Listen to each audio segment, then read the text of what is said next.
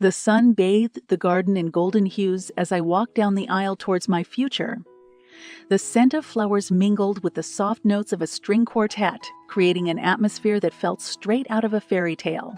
My heart fluttered in my chest, a mix of excitement and nervousness as I locked eyes with my husband.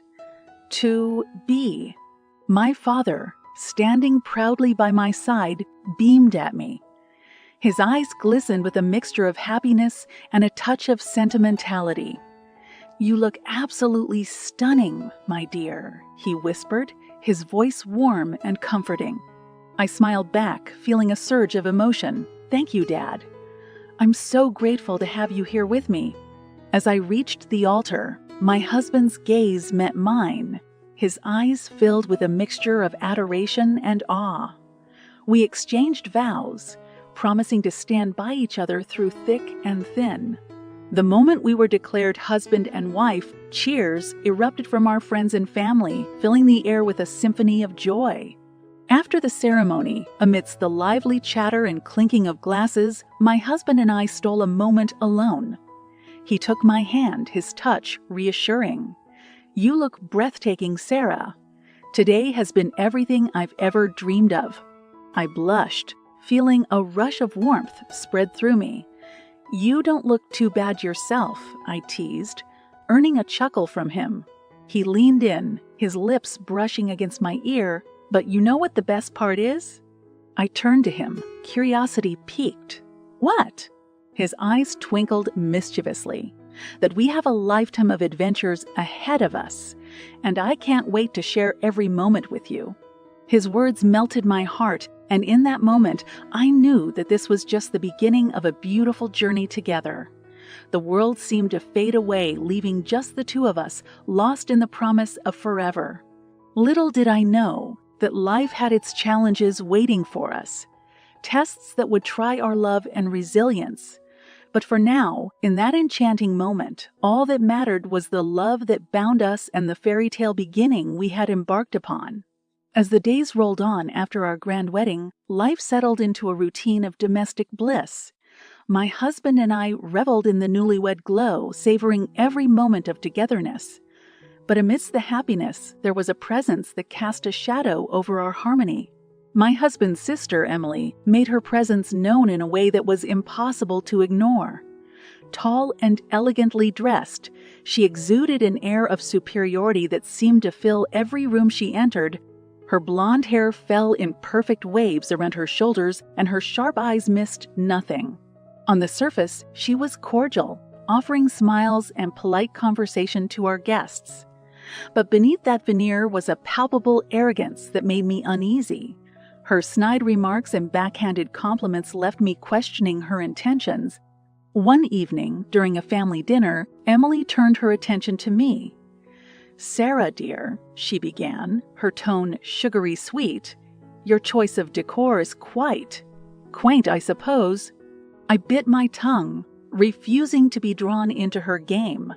My husband, sensing the tension, interjected, "We love it, Emily." She laughed lightly, a sound that grated on my nerves. "Of course, darling brother, I'm sure you do." My father, ever the peacekeeper, attempted to shift the conversation. "How about we all go out for dessert after dinner?" Emily's gaze shifted to my father, her smile never reaching her eyes. "Oh, Mr. Turner, that's such a lovely idea, but I have other plans." I exchanged a quick glance with my husband, who gave me a reassuring smile. Despite Emily's behavior, he seemed unfazed, treating her with a warmth that seemed unwarranted. Later that night, as we prepared for bed, I couldn't help but voice my concerns. "Did you notice how she behaves, how she speaks to us?" My husband turned to me, his expression gentle. "Emily has always been, well, let's say unique. But she's family, and we have to find a way to get along." I sighed, frustrated. "I just don't understand why you're so lenient with her. She's rude and condescending." He pulled me into his arms, his touch soothing. "I know it's not easy, but I've known her all my life. She's been through her own struggles." I pulled away slightly, meeting his gaze. That doesn't excuse her behavior, though. He sighed, his brow furrowing. I'm not asking you to like her, Sarah. Just try to understand that she's a part of our lives, and I'll handle any family issues that arise. I nodded, a mix of emotions swirling within me. In that moment, I realized that my husband's relationship with his sister was far more complex than I had initially thought. And as I lay in his arms, I couldn't shake the feeling that Emily's presence would continue to be a source of tension in our lives. One afternoon, as my husband and I sat in the living room, the doorbell rang. I opened the door to find Emily standing there once again, her expression as inscrutable as ever. "Sarah, dear, may I come in?" I stepped aside, gesturing for her to enter. "Of course, Emily." She walked in, her gaze sweeping the room before settling on me. "I've been thinking, Sarah, your house. It has so much history, so much character." I crossed my arms, my guard up. "Yes, it's a special place." She turned to me, her smile almost predatory. "And I've been thinking maybe we could make a trade." I raised an eyebrow, my confusion evident. "A trade?" She nodded, her eyes gleaming. "Yes, my little house for this one. I'm sure you'd appreciate the space, and I've always loved this neighborhood." I couldn't believe what I was hearing. "Emily, this house has been in my family for generations. I can't just give it away." She tilted her head, her smile never faltering. "Think about it, Sarah. My house is cozy, and this one, it's grand, it suits you." My husband stepped forward, his tone firm. She turned to him, her expression shifting to one of innocence. "Oh, I didn't realize I was causing a stir. I was merely offering." I clenched my fists, my frustration boiling over. "This is our home, Emily. It's not for sale." Her smile remained, but there was a coldness in her eyes. "Very well, Sarah. But remember, sometimes opportunities come knocking only once." As she left, her words hung in the air, a threat disguised as an offer. I turned to my husband, my heart heavy. "Did you hear that? She's not going to let this go easily." He pulled me into a comforting embrace. "We'll face this together, Sarah. No matter what happens, this is our home, and we'll protect it." As his arms wrapped around me, I felt a renewed sense of determination. Emily might have her plans, but so did we. And I was prepared to fight for the house that held not just my family's history, but our future together. Time moved forward, and life continued to weave its intricate threads. My father's health, once strong and unyielding, began to waver. The news hit me like a tidal wave, crashing through the walls of denial I had built around me. It was a reality I was unprepared to face. Days turned into nights spent at the hospital. The sterile scent of antiseptic becoming all too familiar.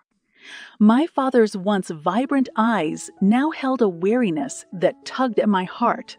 I held his hand, the warmth of his touch grounding me as the world seemed to spin out of control.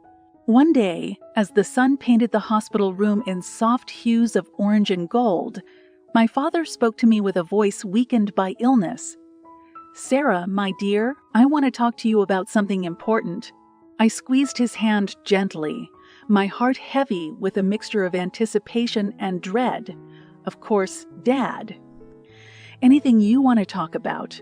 His eyes held a mixture of sadness and resolve. "You know how much this house means to our family. It's been passed down through generations, a place where memories have been etched into the very walls." Tears welled in my eyes, and I nodded. "Yes, Dad, I know." He smiled weakly, his fingers trembling slightly. "Sarah, my time is drawing near. I want you to promise me that you'll cherish this house, that you'll carry on the legacy." My voice cracked as I tried to hold back tears. "I promise, Dad. I'll honor your wish." He reached out, wiping a tear from my cheek with a tenderness that belied his frailty. "That's my girl. I'm proud of you, Sarah. Remember, this house is more than just bricks and mortar. It's a piece of our family's story. In the days that followed, my father's condition deteriorated. The room that had once been filled with his laughter and stories now held a heavy silence that was almost unbearable. I sat by his side, holding his hand, whispering words of love and gratitude for all he had given me. And then, one quiet night, he slipped away, leaving behind a void that seemed impossible to fill. As I stood by his bedside, the weight of his absence settled over me like a suffocating blanket. But amidst the sorrow, there was also a sense of gratitude for the time we had shared, for the lessons he had taught me, and for the precious gift he had left behind. In his will, my father left the house to me, an inheritance that held more value than any material possession ever could. It was a reminder of his love, his sacrifice, and his belief in me. And as I walked through the rooms that held echoes of his laughter, I knew that I had a responsibility to carry forward the legacy he had entrusted to me. Little did I know that this inheritance would soon become a source of contention, testing the bonds that held our family together. The storm that had been brewing was about to break, and I would have to find the strength to navigate its tumultuous waters. In the wake of my father's passing, grief clung to every corner of our lives. The house that had once been filled with his warmth now echoed with memories that both comforted and haunted me. It was during this fragile time that Emily chose to make her presence felt once again, casting a shadow over the fragile equilibrium we had managed to establish. One evening, as the sun dipped below the horizon, bathing the room in a warm, melancholic glow, Emily's voice cut through the silence. "Sarah, may I have a word with you?" I turned to face her, my heart heavy with the weight of my father's absence. "What is it, Emily?" She took a deep breath, her eyes fixing on mine with an intensity that sent shivers down my spine. "I've been thinking about the house, Sarah. It holds such sentimental value for both of us." I eyed her warily, my guard up. "Yes, it does." Emily's lips curved into a smile that didn't quite reach her eyes. "I've been speaking with your husband, and we both believe that it might be better if the house came into my possession." My heart skipped a beat, my mind struggling to process her words. "What are you saying?" Her gaze never wavered. "I think it's time for you to consider the greater good, Sarah. This house has been in your family for generations, but times change. It's only fair that we find a way to share its benefits." Anger bubbled up within me, fueled by a sense of injustice. Share its benefits. Emily, this house is my inheritance, a gift from my father. It's not up for negotiation. Her expression remained unreadable, a mask of calm confidence. "Sarah, I'm your family too. I want what's best for all of us." I felt my husband's presence beside me, his voice gentle but firm. "Emily, this house is a part of Sarah's family history. It's not something we can just give away." She turned to him, her tone sweet but laced with steel. "Oh, darling brother, don't be so naive. This is about more than sentiment. It's about practicality, about ensuring a secure future for all of us." I could no longer contain my frustration. "Emily, this house is not a bargaining chip.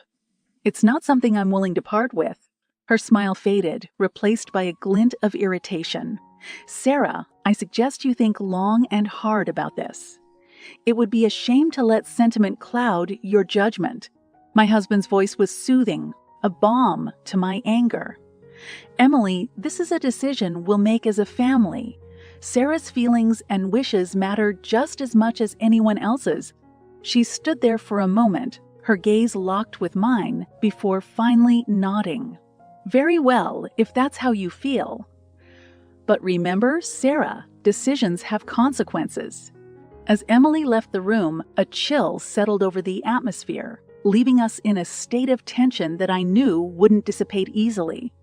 The battle lines had been drawn, and I was faced with a choice that could irreversibly alter the course of our lives.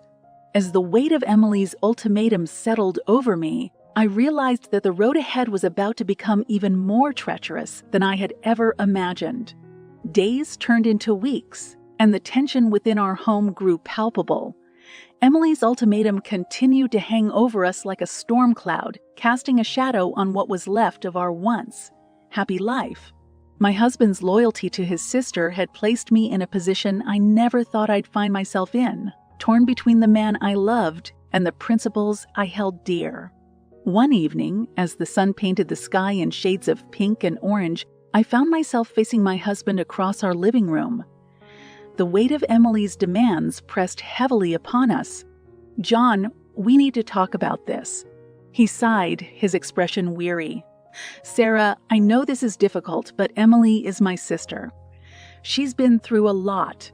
I nodded, my frustration simmering beneath the surface. "I understand that, but this house is a part of my family's history. I can't just give it away."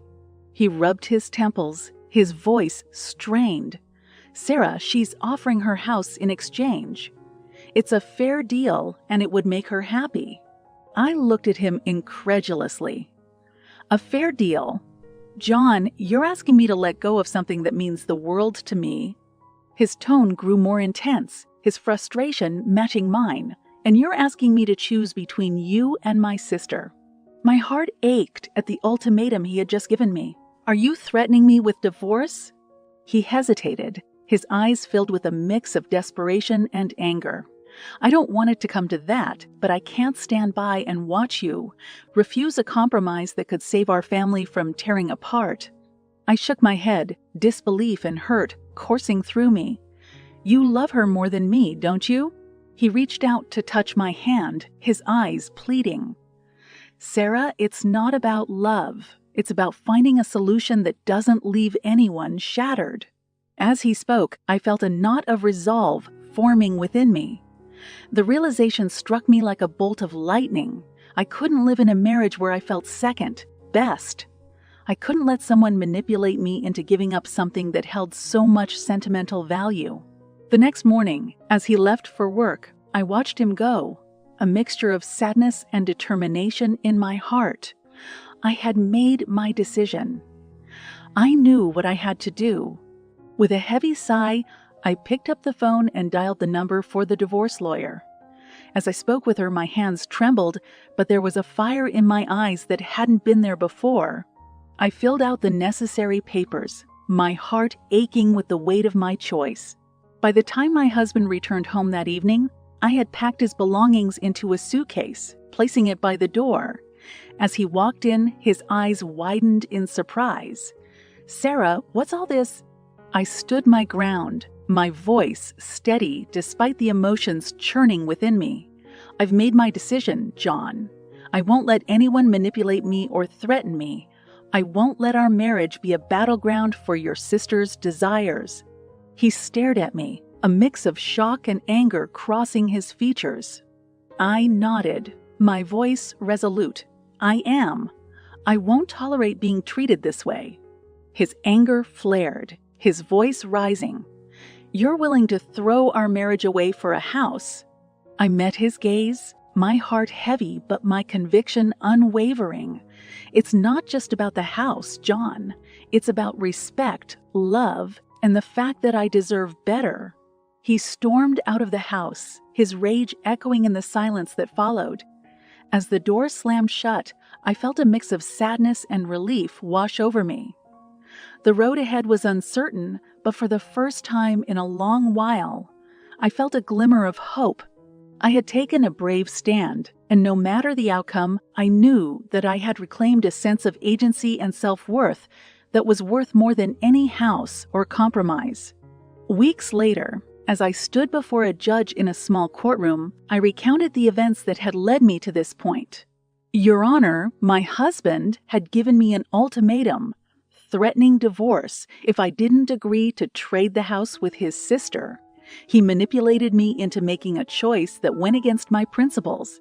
The judge listened intently, her expression thoughtful. "And how do you wish to proceed?" I took a deep breath, my voice unwavering. "I want a divorce. I want to be free from a marriage where I'm forced to compromise my values and self-respect." The courtroom was silent for a moment before the judge nodded. "Very well. Based on the circumstances and the evidence presented, I grant the divorce. Mr. and Mrs. Turner, your marriage is hereby dissolved. As the final words were spoken, a mixture of emotions flooded over me. Sadness for the end of a chapter, relief for the chance at a new beginning, and a sense of empowerment that I had stood up for myself and found the strength to take a brave stand. As I walked out of the courtroom, I knew that the road ahead would be challenging, but I was ready to face it head on, guided by the knowledge that I had reclaimed my voice and my autonomy.